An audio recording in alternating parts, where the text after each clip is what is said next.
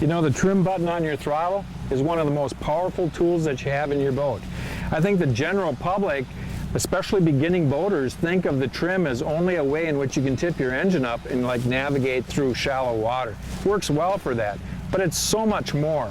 If you trim your engine down and tuck it in underneath your boat, when you hit your throttle, it's going to force that bow down. It's like a lever arm. The motor's underneath the boat, or the prop's underneath the boat, and then boom, that bow comes down. Especially if you have a lot of people on the boat, you'll get a much better hole shot. Once you're on plane, you might notice that even your nose feels like it's dragging a little bit and there's splash coming off the front. That's when you use the trim exactly the opposite. I start to feather that trim up, basically a little bit at a time. And as you do that, you will feel the nose of the boat coming up.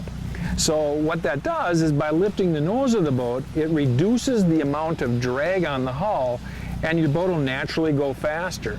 Let's say, for instance, you're in a choppy situation and everybody in the boat's getting wet. You can lift that nose up by trimming your engine up just slightly so it eliminates some of the spray.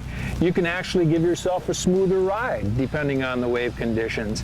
So once you get used to using your trim, you'll find out that it's a wonderful tool to completely manipulate the boat to do whatever you want it to do.